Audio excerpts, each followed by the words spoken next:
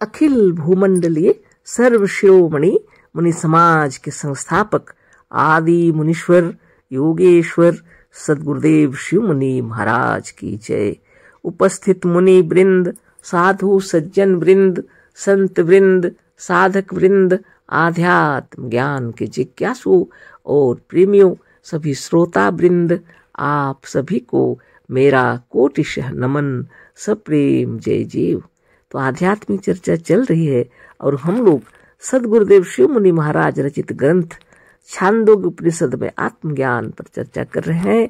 हम लोगों ने जाना मुक्ति तो पुरुषार्थ और ज्ञानोपार्जन से मिलती है। यह सच्चा ज्ञान बिना सच्चा गुरु मिले नहीं होता।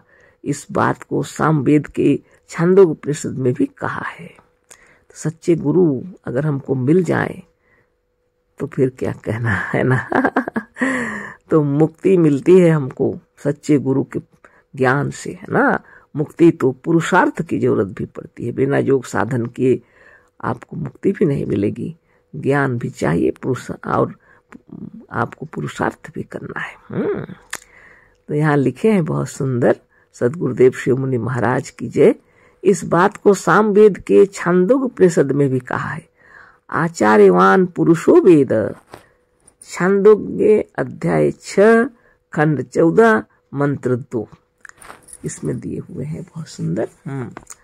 आचार्यवान पुरुष ही अर्थात जिसे सदगुरु मिल गया वही इस सच्चे आत्मज्ञान को प्राप्त होता है।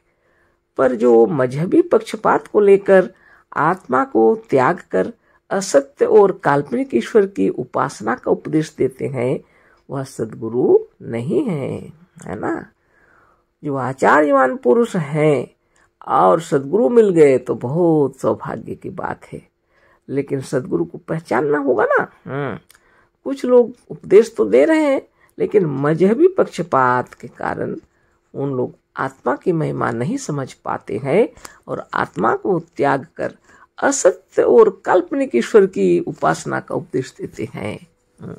उन्हें यह मालूम नहीं है कि जिसके विषय में वो बतला रहे हैं वह तो आत्मा की काल्पनिक स्थिति है ना। तो सदगुरु को भी ढूंढना चाहिए। और सदगुरु की पहचान देखिए, है ना। जो असत्य का उपदेश दे वह सदगुरु नहीं हो सकता। तो सदगुरु तो सत्य का उपदेश देंगे। एक आत्मा ही सत्य है और सब काल्पनिक है, भ्रमजन्य है और मिथ्या है। आत्मा ही भीतर है, आत्मा ही भीतर है और आत्मा ही बाहर है। आत्मा से अन्य जो कुछ है वह सब इन्हीं चारों ओर की आत्मा की कल्पना है। इसी पर सामवेद के छांदोग्य उपनिषद में कहा है। बहुत सिद्ध पुरुष ही आपको यदि मिल जाए तब आपको सच्चा ज्ञान होगा। आपको जब ज्ञान हो जाएगा तो आपको यह मालूम भी हो जाएगा कि आत्मा ही सत्य है, मात्र एक आत्मा ही सत्य है और बाकी सब काल्पनिक है, भ्रमजन्य है और मिथ्या है। आत्मा ही भीतर है। आत्मा ही हमारे भीतर है और आत्मा ही बाहर है।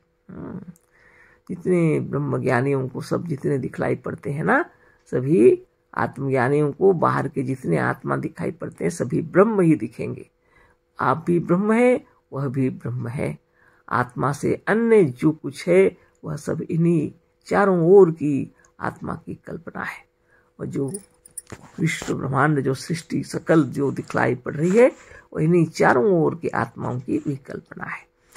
इसी पर सामवेद के छांदोग्य उपनिषद में कहा है, अर्थात आत्मदेश एवं आत्मैवाधास्तादात्मोपरिष्टादात्मा पश्चादात्मा पुरुषतादात्मा दक्षिणत आत्मोत्तरत आत्मयोदंश सर्वमिति स वा एष एवं पश्यन्नेवं मन्वान एवं विजानात्मरम नात्मरस्तिरात्मक्रीड आत्ममिथुन आत्मानंद स स्वरांग भवति तस्य सर्वेषु लोकेषु कामचारो भवति। अथ ये अन्यथा तो विदुरन्य राजा नस्ते क्षय लोका भवन्ति तेषां सर्वेषु लोकेश कामचारो भवति। छंदोग्य अध्याय 7 खंड 25 मंत्र 2। अर्थ दिया हुआ है, आत्मा ही नीचे है, आत्मा ही ऊपर है, आत्मा ही पीछे है, आत्मा ही आगे है, आत्मा ही दाईं ओर है, आत्मा ही बाईं ओर है, आत्मा ही सब, यह सब है। इस प्रकार से देखने वाला, इस प्रकार से जानने वाला, आत्मा ही में रति करने वाला, आत्मा में ही क्रीड़ा करने वाला, आत्मा से ही मिलने वाला, आत्मा में ही आनंद करने वाला स्वराट होता है। अर्थात अपना राजा वह स्वयं होता है, वही स्वराज का उपभोग करता है। वह ईश्वर आदि किसी दूसरे की प्रजा वह दास नहीं होता। वह ऊपर के तमाम लोकों में अपनी इच्छा मात्र से जा सकता है। पर जो लोग अपनी आत्मा को नीच, बद्ध और दास समझते हैं वे अन्यराट हैं, अर्थात उनके ऊपर दूसरे शासन किया करते हैं। ऐसे लोग क्षयशील होते हैं और नीचे गिरते जाते हैं। वे अपनी इच्छा से ऊपर के स्थानों में उन्नति नहीं कर सकते और ना जा सकते हैं। बहुत सुंदर और रहस्य की बातें हैं कि आत्मा ही नीचे है, आत्मा ही ऊपर है, आत्मा ही पीछे है, आत्मा ही आगे है, आत्मा ही दाईं ओर है, आत्मा ही बाईं ओर है, आत्मा यह सब है। आप जहां पर हैं, ऊपर हो नीचे हो, जिधर भी आप देख रहे हैं चारों ओर आत्मा ही है ना। ऐसा अगर आप देखते हैं तो बहुत बड़ी शक्ति आपके अंदर है। आत्मा ही में रति करने वाला, आत्मा ही से प्रेम क्रीड़ा सब कुछ आत्मा के अंदर में जो मग्न रहते हैं, वैसे ही व्यक्ति को सुख शांति और आनंद मिलता है, क्योंकि वह स्वराट होता है। उसका वह अपने अपने राज्य में होता है, वो किसी दूसरे के राज्य में नहीं होता। वह ईश्वर आदि किसी दूसरे की प्रजा वह दास नहीं होता। वह ऊपर के तमाम लोकों में अपनी इच्छा मात्र से जा सकता है। पर जो लोग अपनी आत्मा को नीच, बद्ध और दास समझते हैं वे अन्यराट हैं। जो नीच समझते हैं, खुद को बद्ध और दास समझते हैं, तो दूसरे के राज में रहते हैं, अर्थात उनके ऊपर, यानी अन्यराट मतलब उनके ऊपर दूसरे शासन किया करते हैं। ऐसे लोग क्षयशील होते हैं, नीचे गिरते हैं और अपनी इच्छा से ऊपर के स्थानों में उन्नति नहीं कर सकते और ना जा सकते हैं। साधन, ध्यान और तपोबल से आप जब ब्रह्म लोक में पहुंच जाते हैं, है ना, क्षण भर में, तो इसी का वर्णन किया हुआ है। और अगर अपने को नीच समझते हैं तो ऊपर के लोकों में नहीं पहुंच सकते।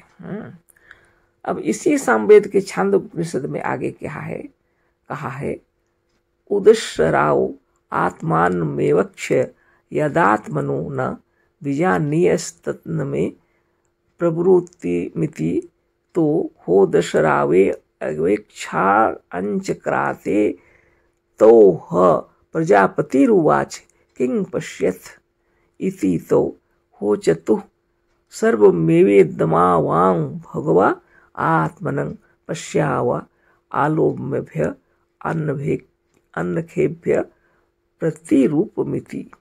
छंदोग्य में है, अध्याय 8 खंड 8 मंत्र 1। इसमें अर्थ दिए हैं गुरुदेव। इंद्र और विरोचन दोनों ने प्रजापति ब्रह्मा के पास जाकर ब्रह्म या आत्मा के विषय में पूछा, है ना। ये बहुत सुंदर प्रसंग दिए हुए हैं कि इंद्र और विरोचन दोनों ने प्रजापति ब्रह्मा के पास जाकर ब्रह्म या आत्मा के विषय में पूछा। तो प्रजापति ने कहा कि जलपूर्ण शकोरे में अपने को देखकर तुम यदि आत्मा के विषय में अर्थात अपने विषय में जान सको तो मुझे बतलाओ। उन दोनों ने जाकर अपने को पानी में देखा। तब दोनों से प्रजापति ने पूछा तुम क्या देखते हो, है ना। दोनों से प्रजापति ने क्या पूछा कि तुम क्या देखते हो। जल के शकोरे में जाकर देखने के लिए कहे हैं, है ना। जब इंद्र और विरोचन प्रजापति ब्रह्मा के पास जाकर ब्रह्म आत्मा के विषय में पूछ रहे हैं, तब प्रजापति ने कहा कि जल पूर्ण शकोरे में अपने को देखकर तुम यदि आत्मा के विषय में अर्थात अपने विषय में जान सको तो मुझे बतलाओ। उन दोनों ने जाकर अपने को पानी में देखा। तब दोनों से प्रजापति ने पूछा, तुम क्या देखते हो? उन्होंने कहा, भगवान, हम अपने इस समस्त आत्मा को अर्थात आत्मा युक्त अपने शरीर को पूरा पूरा अपने को लोम और नख पर्यंत देखते हैं, है ना। क्या देखा तुम लोगों ने, कह रहे हैं, तो देखिए भगवान, हम अपने इस समस्त आत्मा को यानी इस शरीर को बता रहे हैं, आत्मा युक्त अपने शरीर को पूरा पूरा अपने को लोम और नख पर्यंत देखते हैं, है ना। जितने सारा शरीर नख से शिखा तक पूरा अपना पूरे शरीर को देख रहे हैं, है ना।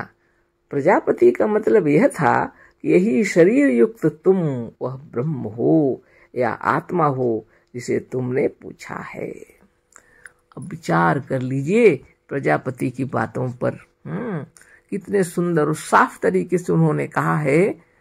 प्रजापति का मतलब यह था, प्रजापति के कहने का मतलब यह था कि यही शरीर युक्त, शरीर से युक्त तुम वह ब्रह्म हो या आत्मा हो जिसे तुमने पूछा है। लोग तो कहते हैं ना कि आत्मा मतलब शरीर नहीं है, पर यहाँ साफ साफ लिखा है। छांदोग्य अध्याय 8 खंड 8 मंत्र 1 आप पढ़ लीजिए। और इंद्र और विरोचन ब्रह्म प्रजापति के पास गए हैं तो क्या बतलाए। बहुत सुंदर बात है। प्रजापति का मतलब यह था कि यही शरीर युक्त तुम वह ब्रह्म हो या आत्मा हो जिसे तुमने पूछा है ना। तो फिर कल चर्चा होगी। समय हो गया है ना, आप भी विचार कर लीजिए। अशेष धन्यवाद। कोटिशः नमन। सप्रेम जय जीव। सद्गुरुदेव शिव मुनि महाराज की जय।